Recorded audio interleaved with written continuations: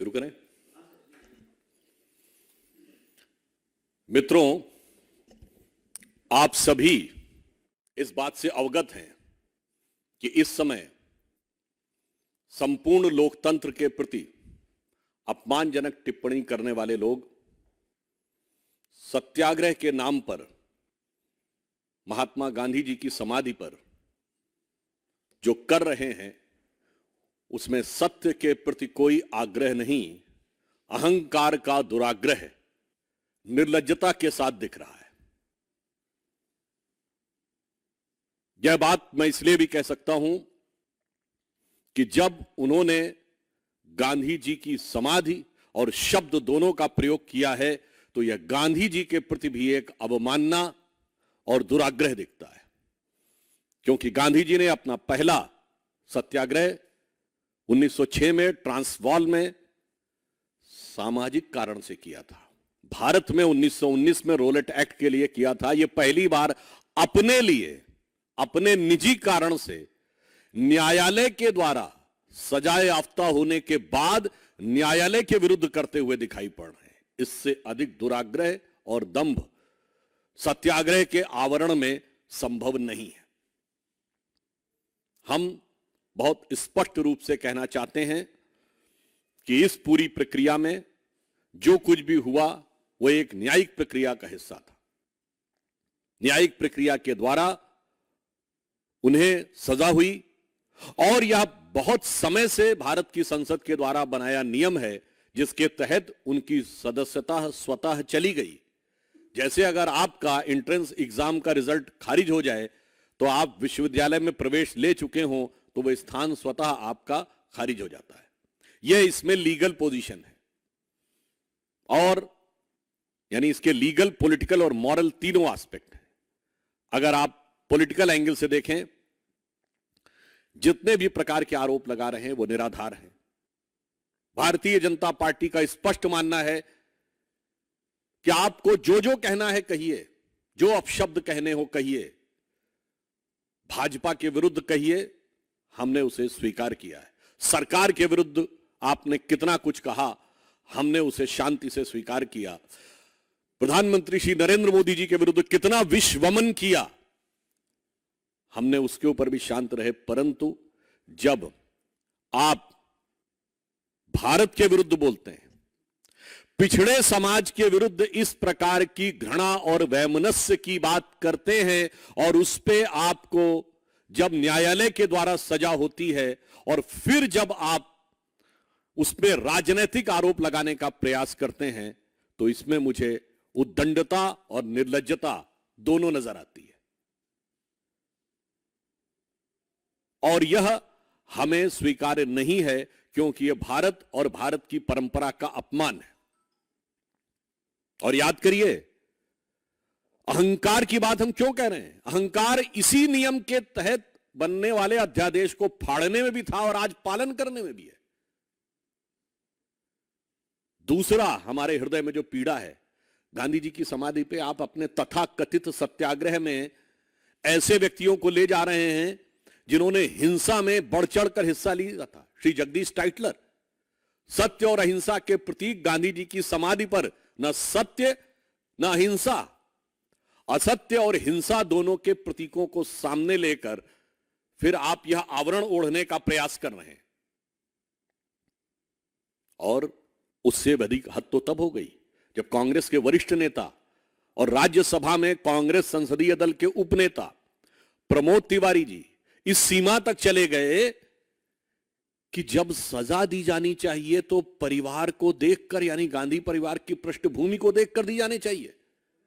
यानी यह बहुत आश्चर्यजनक बात है। इसके अंदर भी एक संवैधानिक विषय है कि कांग्रेस पार्टी न्यायालय के न्यायिक विवेक से अपने को ऊपर समझती है। It means Congress party considered themselves superior than the judicial jurisprudence of the courts and they will decide that in what manner and on what basis the court should give their final verdict. इसलिए मैं कहना चाहूंगा कि शायद, जिसे कहावत है ना हिंदी में, रस्सी जल गई पर बल नहीं गया, एक देश में दो विधान इन्हें आज भी चाहिए। एक विधान आम आदमी के लिए और एक विधान अपने परिवार के लिए।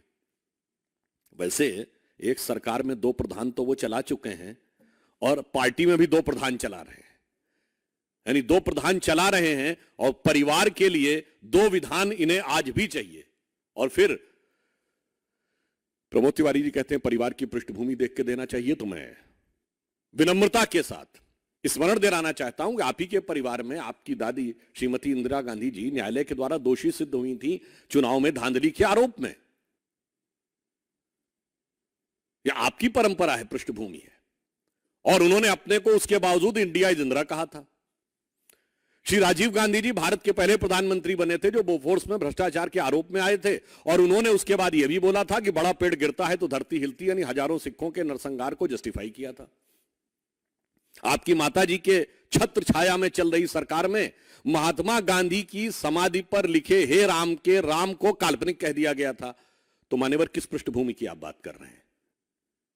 पृष्ठभूमि तो और भी ज्यादा खतरनाक नजर आ रही है, और यहां पर विषय उससे भी ज्यादा है। भारत के पिछड़े समाज के प्रति इस प्रकार का दुराग्रह, और उसके बाद आप जिस बेशर्मी के साथ उस चीज का समर्थन कर रहे हैं वो दुखद है, पीड़ादायी है। ईमानदारी तो यह कहती थी कि आपको क्षमा याचना करनी चाहिए थी, और दुख की बात यह है कि ये जितने भी अपने को पिछड़े दलितों के अलंबरदार बनते हैं वो अचानक मौन साधना में क्यों चले गए? इतना बड़ा बयान, जातिगत अपमान पूरे पिछड़े वर्ग का किसी अन्य ने कर दिया होता तो पूरे देश में आग लगा दी होती, परंतु आज ऐसा लग रहा है कि ये सारे के सारे अलंबरदार मौन साधना में चले गए। बड़े आश्चर्य की बात है जो ये कहते हैं थे कि आतंकवाद का मजहब नहीं होता, वो 2 सरनेम के आधार पे भ्रष्टाचार की जाति बताने लगते हैं। कितनी डुप्लिसिटी ऑफ द कैरेक्टर है इनमें। और मैं ये भी कहना चाहूंगा, शायद राहुल गांधी जी के लिए चोर शब्द बहुत भारी पड़ रहा है। 2019 के लोकसभा चुनाव में उनको इसी के लिए सर्वोच्च न्यायालय से लिखित माफी मांगनी पड़ी। मान्यवर, मैं कांग्रेस के नेताओं से कहता हूं पृष्ठभूमि यह है, न्यायालय के द्वारा लिखित माफी मांग चुके हैं, न्यायालय के द्वारा बेल पर हैं भ्रष्टाचार के आरोप में, और न्यायालय के निर्णय को मिसकोट करने के लिए अनकंडीशनल एपोलॉजी मांग चुके हैं। तो आप किस पृष्ठभूमि की बात कर रहे हैं? इसलिए मैं सिर्फ यह कहना चाहूंगा कि यह सत्याग्रह किस लिए, मैं स्पष्ट कांग्रेस पार्टी से पूछना चाहता हूं, यह तथाकथित सत्याग्रह किस लिए है? आपने पिछड़ी जाति का अपमान किया, उसको जस्टिफाई करने के लिए, या न्यायालय ने आपको सजा दी है तो न्यायालय के विरुद्ध है, या भारत के जिस नियम के तहत आपको उस सजा के कारण डिस्क्वालीफाई होना पड़ा है उसके विरुद्ध है, या हिंसा में शामिल लोगों को आपने इसमें साथ में लिया है तो यह हिंसा के विरुद्ध है।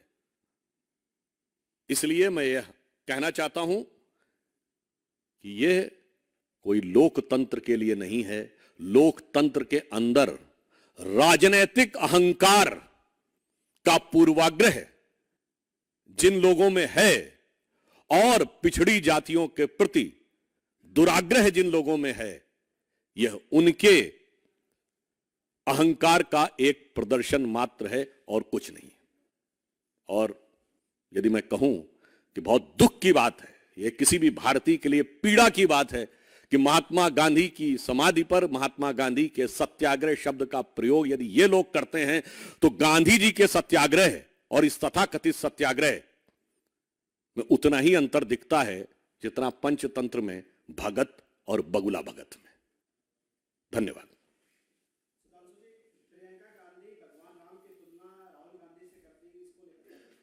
देखिए, बहुत दुखद बात है, इससे पहले भी कांग्रेस के लोग ये कर चुके हैं। तो मुझे लगता है कि जिस भारत और भारतीय परंपरा की वो बात करती हैं, मुझे लगता है ये तो वो लोग हैं, बताइए आज कहां बैठे हुए हैं? मैंने तो ये बात पहले बोल दी, गांधी जी की समाधि पे जिस पे लिखा हे राम। गांधी जी का राजनीतिक दर्शन था राम राज्य, नित्य का भजन था रघुपति राघव राजा राम, अंतिम शब्द था हे राम।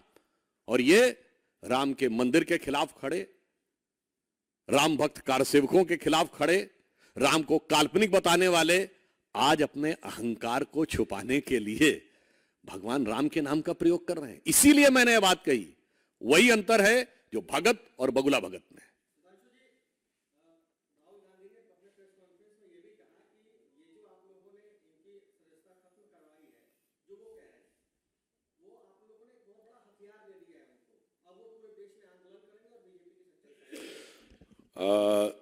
देखिए, मैं अन्यथा नहीं कहना चाहता। जिसको वो तथाकथित हथियार कह रहे हैं, ऐसे कितने ही हथियार वालों के तो वो साथ में खड़े रहे हैं। उन्होंने सहानुभूति व्यक्त की हथियार वालों के साथ, और उस हथियार के द्वारा उन्होंने लोकतंत्र को घायल किया है। इसलिए मैं ये कहना चाहता हूं, बहुत साफ, पुनः मैं अपनी बात कह रहा हूं, वो साफ करें कि इनका तथाकथित सत्याग्रह किसके खिलाफ है। पिछड़ी जातियों का अपमान किया, उसको न्याय संगत ठहराने के लिए, for which they are doing this. They are trying to justify that what they have used the dastardly words against the OBC community, or they are doing this against the judgment of the court, or doing this against the law of the parliament, or doing this because they are incorporating people who are involved in the violence. So this is against the non-violence. They should make it very clear.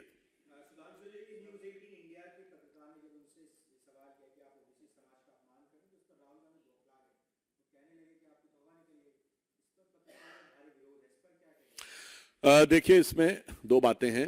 Rahul Gandhi ji Bharat की राजनीति के, उनकी कई characteristics हैं। वो चिर युवा हैं, 50 पार करने के बाद भी युवा हैं। चिर व्याकुल भी हैं, आप देखेंगे वो हमेशा एजिटेटेड रहते हैं। पर चिर व्यथित भी हैं, दुखी भी हमेशा रहते हैं। और चिर कुपित भी हैं, गुस्से में भी हमेशा रहते हैं। तो he is a perpetually youth, perpetually frustrated and perpetually agitated. तो this is nothing but a reflection of his own characteristic. और जहां तक मुझे जानकारी है कि शायद वो पत्रकार शायद कांग्रेस बीट के ही थे।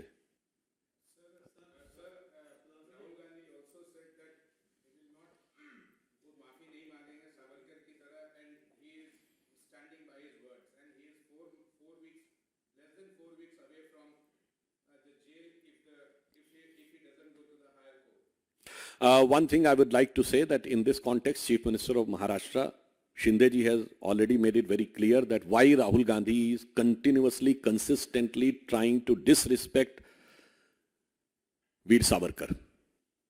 And on this context, I would like to speak. बिल्कुल, अरे हमारे उनकी उसमें सोच में बड़ा अंतर है। मैं ये बात पुनः दोहरा रहा हूं कि जब वीर सावरकर को तो 2 जन्मों का कारावास हुआ था। कब हुआ था? 1910 में। और 1910 में कांग्रेस का अध्यक्ष था विलियम वैडनबर्न। आप सावरकर थोड़ी हो सकते हैं कि जो अंग्रेजों से लड़के दो जन्मों का कारावास सह रहे हो। आप तो वो हैं जो अंग्रेज हुक्मरान की सदारत में बैठकर डिनर खाते थे, जिसके लिए अकबर इलाहाबादी ने लिखा था, कौम के गम में खाते हैं डिनर हुक्काम के साथ, रंज लीडर को है बहुत मगर आराम के साथ। तो वाकई कभी सपने में भी राहुल गांधी या कांग्रेस पार्टी वीर सावरकर के शौर्य और राष्ट्रभक्ति का मुकाबला नहीं कर सकती। It is for him to decide, because as per the laid down constitutional and legal procedure, he is having every right to move to higher court. So, whatever the decision of the court, we cannot predict whether he will get any relief from the higher court or not. We are not like that party, like the Congress, who considered themselves over and above the jurisprudence of the courts. अब ऐसे एक और बात बता दूं, मुझे अचानक ध्यान आ गया। जो प्रमोद तिवारी जी ने कहा कि गांधी परिवार के लिए अलग नियम होना चाहिए, तो उन्होंने ऐसे नहीं कहा है। हमें याद आ गया पिछली सरकार में जब हम लोग जाते थे एयरपोर्ट पे, तो जो विशिष्ट अतिथियों के लिए लाउंज होता, उसमें क्या लिखा रहता था? भारत के राष्ट्रपति, भारत के उपराष्ट्रपति, मुख्य न्यायाधीश, प्रधानमंत्री, मंत्री, सांसद, और नीचे लिखा रहता था श्री रॉबर्ट वड्रा। अलग विधान था परिवार के लिए। वही मानसिकता आज भी उनके ऊपर है। तिलमिलाहट इस बात की है कि मैंने अगर पिछड़ी जाति का अपमान भी कर दिया तो अलग कानून मेरे लिए होना चाहिए।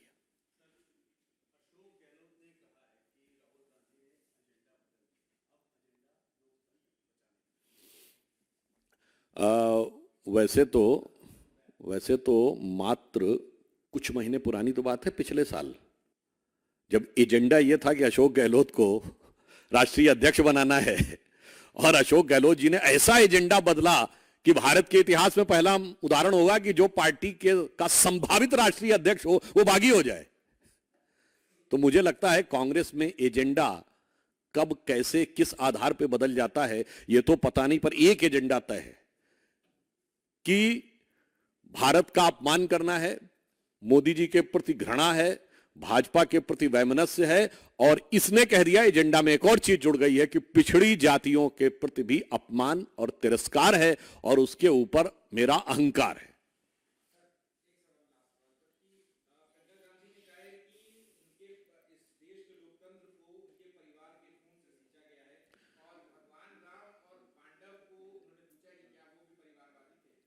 देखिए, मुझे बड़ा आश्चर्य होता है, आज तो तथाकथित सत्याग्रह गांधी जी की समाधि पे चल रहा है। अब वो कह रही है खून से सींचा, और हमें तो इतिहास में पढ़ाया कि एक बिना एक भी खून की बूंद बहाए आजादी मिल गई। तो भाई प्रियंका जी, क्या सत्य है ये तो बता दीजिए। जो आपकी सरकारों के दौरे हुकूमत में किताब में पढ़ाया गया कि गांधी जी ने बगैर खून की बूंद बहाए आजादी दे दी, या वो जो आप कहने का प्रयास कर रहे हैं। और फिर यदि ये कह रही हैं तो मैं कांग्रेस पार्टी को चुनौती से कहता हूं कि वो एक कांग्रेस का राष्ट्रीय अध्यक्ष स्तर का नेता बताएं जिसने अंग्रेजों के जमाने में जिसका खून बहा हो, जो अंग्रेज की गोली से मारा गया हो। नंबर 2, अंग्रेजों के समय में फांसी चढ़ा हो। नंबर 3, अंग्रेजों के समय में काला पानी गया हो। नंबर 4, लाला लाजपत राय जी जो 1920 में कांग्रेस के अध्यक्ष थे, उनको छोड़ दें तो जिसने लाठियां भी सही हो। हाँ, ऐसे बहुत से उदाहरण हैं कि अंग्रेजों के साथ मैत्रीपूर्ण सुमधुर संबंध के चलते हुए बड़ी सहजता के साथ, जलवाए जलाल के साथ, पूरे जमाल के साथ वो रहते थे। तो वो बता दें। कांग्रेस के सामान्य कार्यकर्ता बहुत से लोग जाते थे, उनके साथ हुआ होगा। मैंने कहा उस स्तर का कोई व्यक्ति बता दे तो मैं उनकी बात स्वीकार करने को तैयार हूं। अपनी ही बातों को काटना यह कांग्रेस की स्वाभाविक प्रवृत्ति है। और मैं पुनः कह रहा हूं, एक ही बात है, वह स्पष्ट करें, यह तथाकथित सत्याग्रह किसके खिलाफ है? पिछड़ी जाति के अपमान को जस्टिफाई करने के लिए है, कोर्ट के निर्णय के खिलाफ है, भारत के संविधान के खिलाफ है, या जिन हिंसात्मक लोगों को अपने साथ में रखा है यह उस अहिंसा के भी खिलाफ है। और मैं ये कहता हूं, यह सिर्फ भारत का अपमान नहीं है, भारत के न्यायालय का, लोकतांत्रिक व्यवस्था का अपमान नहीं है, यह महात्मा गांधी का भी बहुत बड़ा अपमान है कि एक व्यक्तिगत आरोप में सजाए याफ्ता व्यक्ति जो पूर्व में एक नहीं अनेक मुकदमे झेल रहे हैं, जो भ्रष्टाचार के आरोप में बेल के ऊपर हैं, वो आकर गांधी जी के नाम का दुरुपयोग कर रहे हैं। यह देखकर भी बहुत पीड़ा होती है।